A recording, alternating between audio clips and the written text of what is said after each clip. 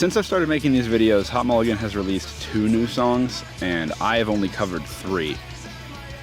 So, some people might see this as a testament to how fast they are at making quality music and how dedicated they are to their songs. I read it instead that I'm gaining on their asses. So, I played Tony Hawk's Ride once and it sucked is almost the shortest song Hot Mulligan has ever put out. I think it's second only to Legend off of their EP Split. But it's very short, it has very few words, and just the way that it's put together doesn't really lend itself to the whole format I've made these videos in. Like, here's a graph of like the words per second of the song, and you can see it's kind of like, it goes, and then there's just a lot of nothing, and then there's a little bit at the end. So I felt like I had to find some kind of way to pad the time because this song is so short. And this is the bit I came up with. Welcome to everybody's favorite game show, Hot Mulligan's song title or excerpt from the Holy Bible. This is my game show host getup. I went for like a Willy Wonka after the mortgage on the chocolate factory foreclosed kind of look. The rules of the game are very simple. I will provide you with a string of text, and you have to guess whether it is a Hot Mulligan song title or an excerpt from the Holy Bible. But it wouldn't be a game show without stakes, so here are the rules. For every answer you get right, I will donate $100,000 to a local food bank. But for every question that you get wrong, I will rob a local food bank of $100,000. Let's go to our first question. Your string of text is, please don't cry, you have swag. You have 10 seconds to decide.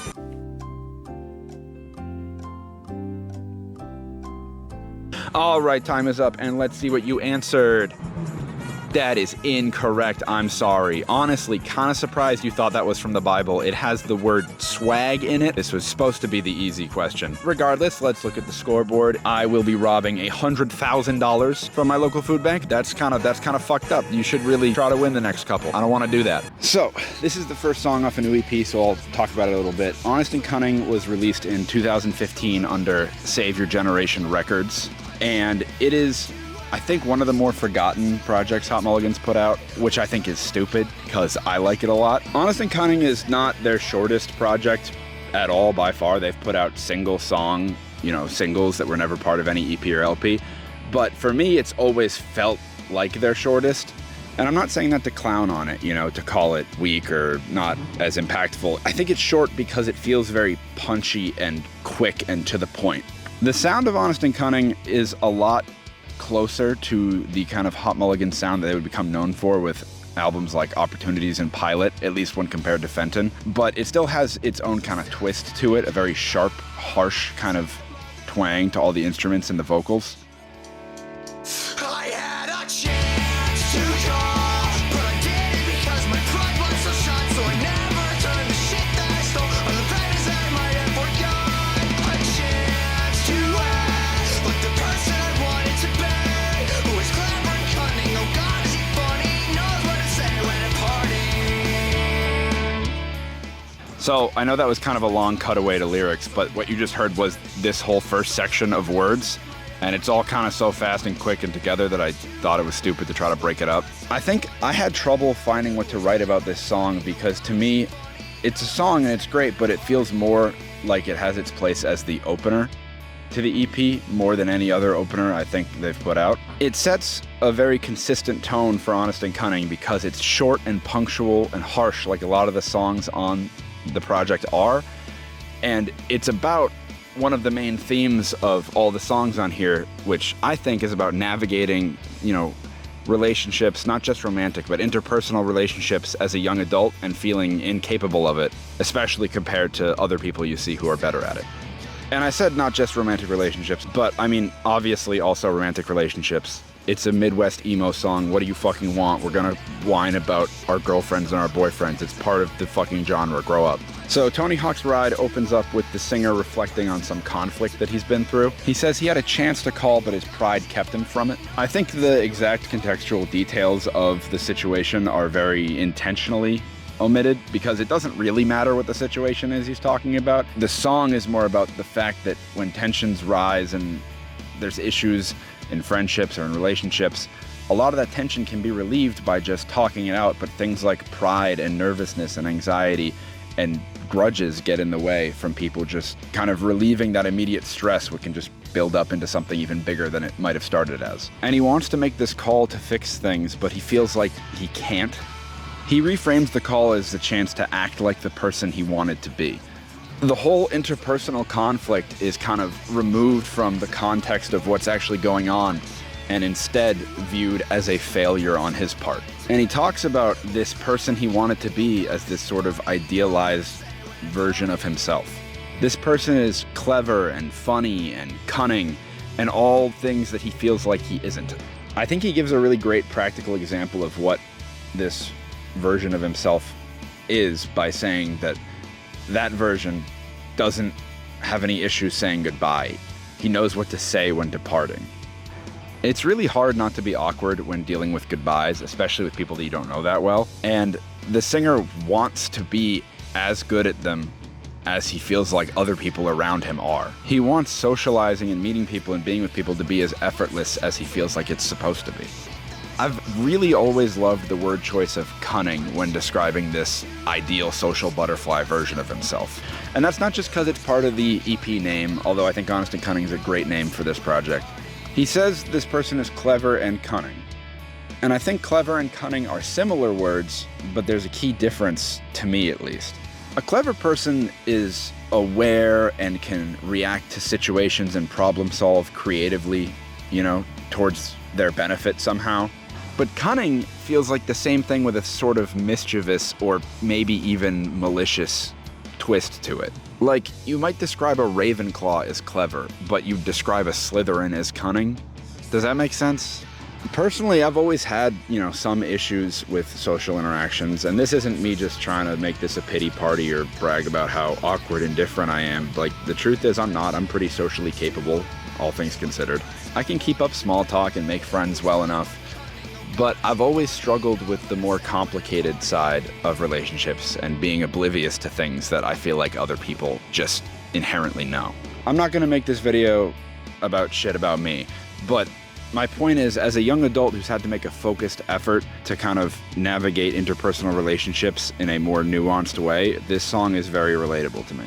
It feels like the singer wants to not be as oblivious to the consequences of his actions and other people's actions, but he feels like to do that, he has to be more analytical, and in a way that feels like you're being less trusting.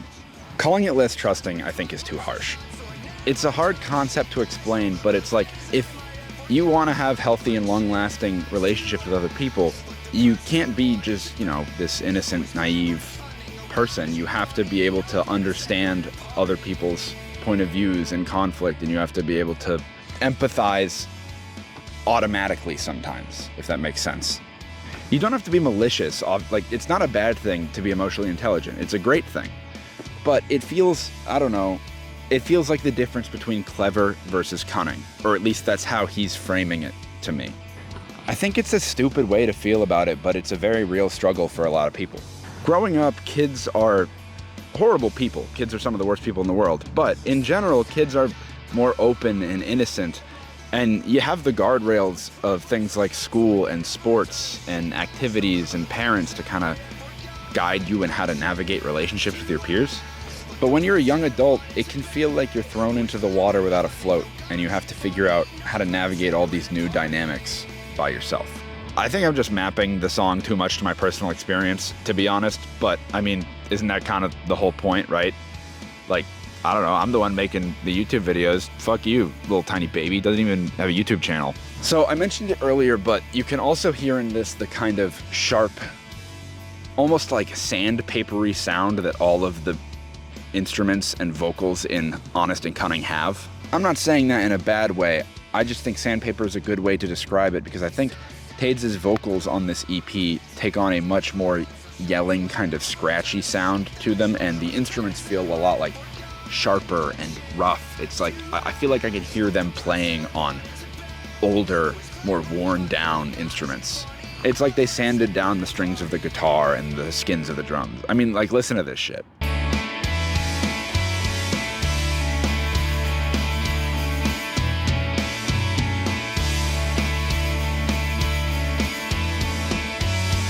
Hey, let's take a quick break from that stupid fucking dumb idiot baby. Back to the fun game show. Your string of text for this question is: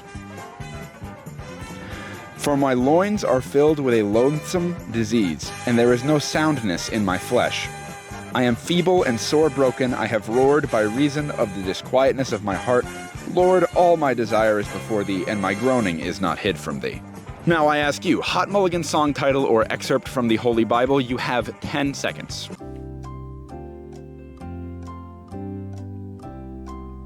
Time is up. Let's see what you answered.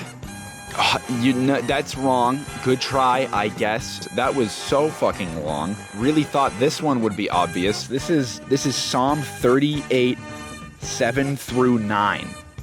Is actually what this is, believe it or not. Let's look at the scoreboard here. That takes you down to negative $200,000. I'm gonna have to rob that from a charity that gives to homeless people and those in need. Maybe let's try to fix that next time around, okay?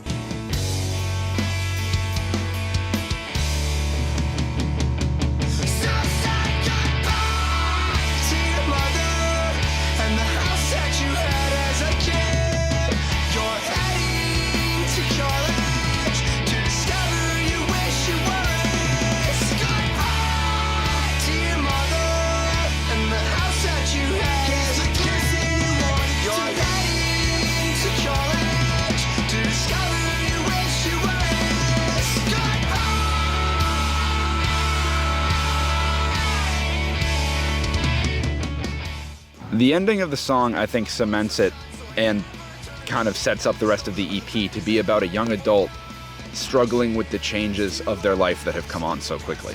The goodbyes that he says to his mother and to the house that he grew up in feel so melancholic. The house you grow up in really is your whole entire world up until the moment you move out. And I think people tend to look forward to moving out, right? Like, it's a common stereotype for teenagers and shit to say, you know, I can't wait to move out, or they want to get out of their small, shitty town. But in the song, now that time has come, and you're moving out and you're going to college to see what your new life will be like. But when you get there, you find out there's nothing but a longing to go back to the way things were before. The vibe of this whole section is like adjacent to, but not exactly the same as the last song we went over, Visited Salmon, I mean Transit Balcony. I feel like one of the biggest comedic tragedies of humanity is that a lot of people, if not most or all people, don't realize how much they'll miss being a kid until they're done being a kid. I mean, I can remember so many times when I was young where adults would, you know, say like, enjoy it while you can, and joke and laugh with other adults. And I was just like a little, you know, snot-nosed shithead, so I didn't understand. And I went and I probably ate some Legos or something. But it's a very universal experience. And I think that's part of the big gut punch of Visited Salmon, is that song's about feeling like you didn't get that good memory to even want to go back to. Tony Hawk's Ride is setting up this EP to be all about navigating life and relationships after you come to that realization. And the whole thing ends with him holding on that last line, goodbye. Like he's saying goodbye to his mother and the house he grew up in, but also his childhood and the dynamics of how things were before then and how simple everything might have been before then. Tony Hawk's Ride is a short, blunt, and powerful song to start off Honest and Cunning. And I think it's often forgotten about because it's off of Honest and Cunning, and it's the shortest one off of Honest and Cunning. But I think it's still a really good opener, and it's certainly a great short song to just belt out in the car. Thank goodness that's finally over, am I right? Anyway, on to our last question of Hot Mulligan song title or excerpt from the Holy Bible. Our string is, wait for it. You have 10 seconds to decide. All right, I'm gonna cut the time off quick there. I was feeling really bad that you fucked up those last two. I thought those were going to be very, very, very softballs, but it seems like you still got them wrong. So this one is actually both. This is a Hot Mulligan song title, and it also appears in Habakkuk 2:3 and Romans 8:25. So really, I gave this one to you. Let's go to the scoreboard here. That brings you up to negative $100,000. Yeah, I mean, I can't believe that you fucked it up that bad. That $100,000 that was gonna go to charity is on you guys. I'm gonna kill myself. I'm gonna live stream Tate's killing himself.